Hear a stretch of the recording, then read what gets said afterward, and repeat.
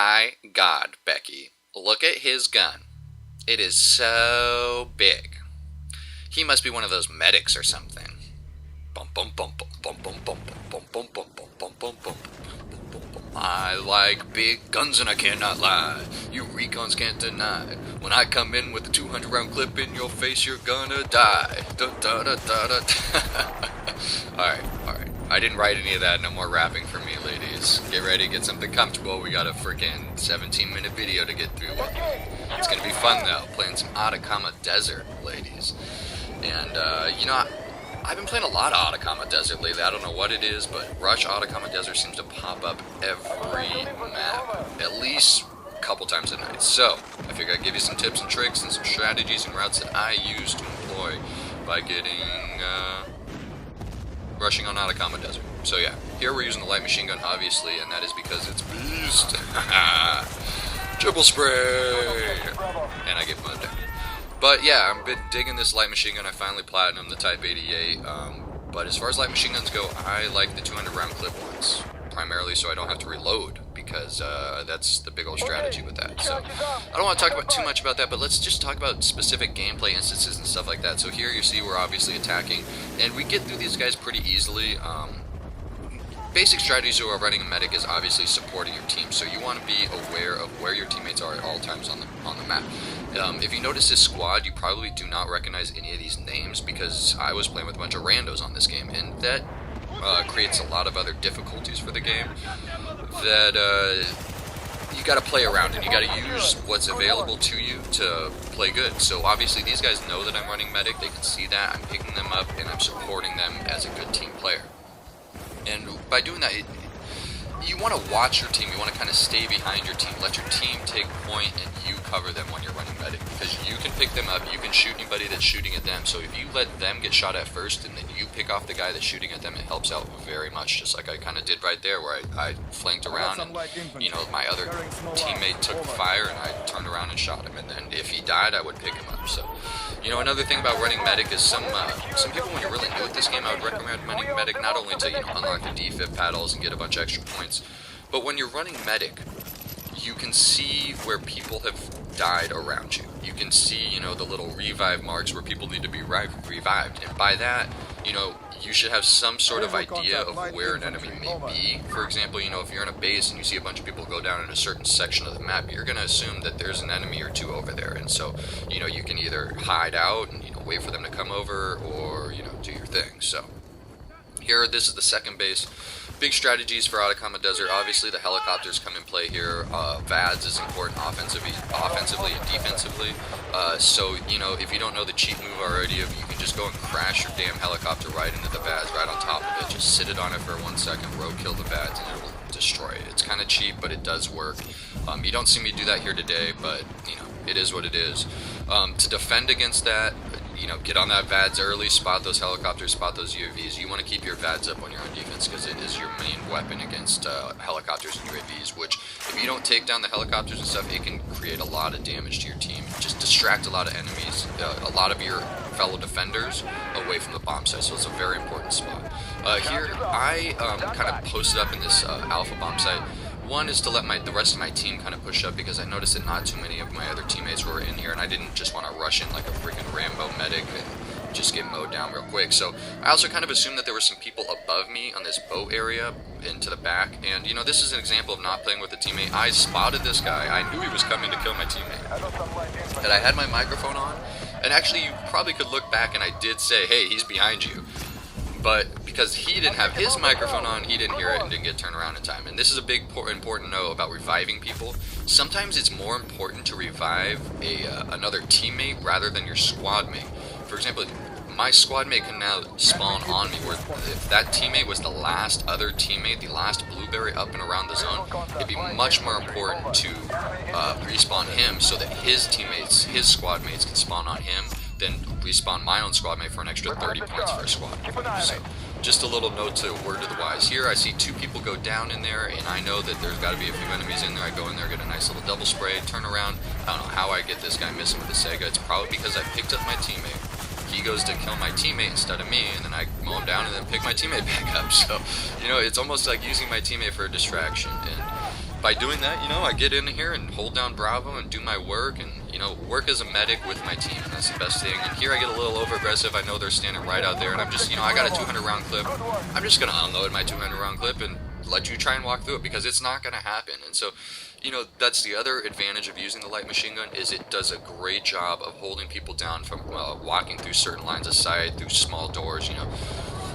The hip fire on some of the light machine guns isn't as bad as you would think. You can actually do some damage if you start to get the hang of it. So, you know, one of those things you can check out.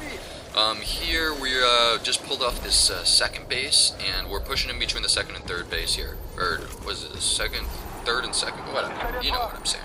And this base is a kind of a weird one, because you don't spawn in the center here. You would actually spawn all the way back. So it's very important to stay together as a team and not get pushed all the way back to your spawn, because it's going to be way the hell back there, and you got to run through this open area that's easy to get picked up on. I think we do eventually get pushed back at one point in this game. So I personally, for this set of bomb sites, I really like to try and get Alpha first. Bravo is destructible, and so Alpha is a little more difficult to get, and it's definitely more important to try and go for that one first. There's a VADS. You can cover quite a bit of this area. It's in the back right, and like I said before, if you don't go and land the helicopter on it, you want to try and make some sort of rush around that you can get that guy off the VADS. Even if it's just you're not in the helicopter, if you're up there, try and get the VADS exploded. Try and get the guy killed off the VADS, because it'll help your entire team out by not having that VADS up if you're attacking. You know, and contrary to that, if you're defending, try and defend the VADS. It's like your main defense for this base station. So it's something very important to think about. So I spawn on my teammate here, and once again, I'm just trying to hold on this right-hand side and convince, you know, give my team some support to go ahead and push in an Alpha. And this is what I want to get planted. You know, I know that we're not in the best position here, and they know we're here, and we can easily get, you know, trapped in here and stuff, and just get pushed back. But I feel it's really important to, you know, try and push for the harder bomb site first, even if it's more difficult, even if it's heavily defended. If you can get the harder bomb site first, it makes your life easier. I mean, once you get the one that's not destructible, it's just down to timing and shooting freaking rockets at it if you need to. So here's one of those spots, you know, if you look at that again, I thought it was clear, and then I ran out, and then I opened fire. Had I sat there for another 10 seconds, then my team would have planted the bomb site. I would have had a great view on everything. You know, they planted the other bomb site, but had I been there, had I still been at the spot I was, it would have been fine. Now I missed the revive here and then totally lost the team. Oh, that was frustrating. They throw the grenade right there. Had I revived that guy 2 inches further. But going back to the point I was in earlier, sometimes you get a little over aggressive. You know, had I sat there for another 10 seconds, they would have planted the other bomb site. All the enemy team would have rushed over there, and then I probably could have rushed into Alpha really easily. Instead, I got mowed down twice in a row for some stupid reason, and we got pushed all the way back to the our spawn point. And this is a really funny point. You know, talk about bad timing. Look, even my teammate jumps off, and look what happened. Boom! The guy hits a tank mine coming out of the base as we were both trying to get on that quad. Funny stuff. But I'm a medic, so I revive him. And I speed this little part up here because, you know, it's just me rushing up the right-hand side, trying to get back to Alpha, because I know that's the only one left, and it's the important one, and it's tough to get. So here, I, you know, try and get that rush. Nobody sees me coming up. Try and get that rush on the VADS, and, you know, the helicopter's shooting the VADS. Right there, I think the VADS saw me. So I'm not going to take any chances. I'm going to push back around, try and get in the back of the base, get a better eyesight, so where, you know, my squad can spawn on me. People know that I'm back there, so that once they plant, you know, I got a decent line of sight on the bomb site. So that's kind of my strategy here, kind of moving silently. Nobody knows I'm back here. I should probably jump through the window rather than open the door, but, you know, it happens sometimes. You just want to get in there quick rather than fumble through the window. So I get up to this area here. I want to make sure the roof's clear, make sure nobody's up there, you know, take a quick little peek. And then it's pretty much wait till somebody gets in their planet and hold them down, and I get a beautiful little quad piece here. And I just go to town right here, and you'll probably see this in the montage I'm working on.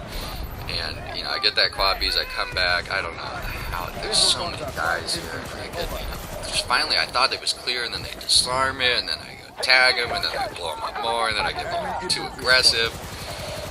basically, the machine gun is the shit. Sometimes I have dreams about stuff like that, where you just pick up 4, 5, 6 guys in a row, and it's one of those things that you can only do with a light machine gun, only with 200 rounds in the clip. You know, I still have 77 rounds. I could still kill 4 or 5 more people, but I start to realize that they're probably pushing on me from the right-hand side, so I kind of move around a little bit here. We set alpha again, and I try and get some sort of line of sight to where I can kill some people that are moving in, and this probably isn't the greatest spot ever, but you know, I pick up a couple people, and then I get picked off from the building that I was previously in because I knew that guy was going to get up in there after me. So it was probably a good idea to move out of there. I do eventually get revived, and somebody switched kits with me, so I switched to an engineer.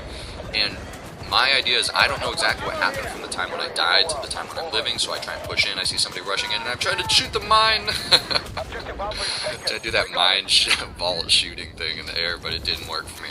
Yeah, but we still get the bomb site, so I win. So now we're getting picked off from some jerk, I don't know, camping our bomb site, you know how it goes sometimes. And this last set of objectives, this is a very interesting set of objectives because, you know, there was a lot of helicopters in the previous sets, and the last sets, it's all about tanks. And so sometimes it's a little bit more important to switch to an engineer, switch to something that you can deal with tanks, because both offensive and defensive teams get 3 tanks apiece. So the last base definitely changed the tone of the game a little. So it is very important to clear out, offensively, to clear out your base, because it is very popular to steal those tanks, because if they steal 1 or 2 of your tanks, you have your tanks easily outnumbered, and it makes your life hell. It makes your life a lot more difficult trying to push forward with 2 tanks against 4 tanks, or 1 tank against 5 tanks. It can be very difficult, and then you're stuck in the base with using engineers and trying to kill people. And eventually they do get us locked down pretty good here. But offensively, when you're in the tanks, rush the sides, left, right, do not go up the center. I see people rush up the center all the time. It is so easy on defense to just watch somebody come up the center. There's a stationary T right at that center little roadway. You know, they can stand to the left and the right and just shoot rockets. It's so dumb to try and push up the center. You gotta flank on this last base. You see here, I move around the left side. Somebody did shoot me with a rocket as I was trying to push forward, but I don't know. For some reason, they didn't follow me. I don't know why. They didn't shoot another rocket at me. Probably would have scared me had they shot another rocket, which I eventually get here. My idea here is to try and kind of back up and get some line of sights into the bomb sites, into any tanks that are spawning in there. If somebody shoots a rocket at me in between these 2 containers, so I, you know, blast them back. And I know if I take 1 or 2 more rockets with explosives on, I'm gonna go down. I see the guy peek his head out again. I throw the grenade primarily to push him back, to not let him push forward through those little crates and get a line of sight on me, so he doesn't know exactly where I am. I scoop around, steal his tank, and we're in business. I mean, it's kind of cheap thing to do, but what else was I going to do? Run all the way through the back of his base to get to one of the bomb sites? No. So, you know, I push through and see nobody's over here. I'm going to blow open the back door to this, go in and plant. My idea is run and plant, jump back in the tank, and cover it with the tank. It'd be a lot nicer to have one of my squad mates on me here helping me out, but I don't know what they're doing. So the other tank that spawns right there finally spawns in, and that's a little concern for me because I know there's a tank on the left-hand side that's going to scoot up in the back. He just shot me in the rear, and then somebody else gets in the other tank. I'm getting kills. You know, my primary objective here is to shoot the freaking bomb site and keep those guys off. So I did that.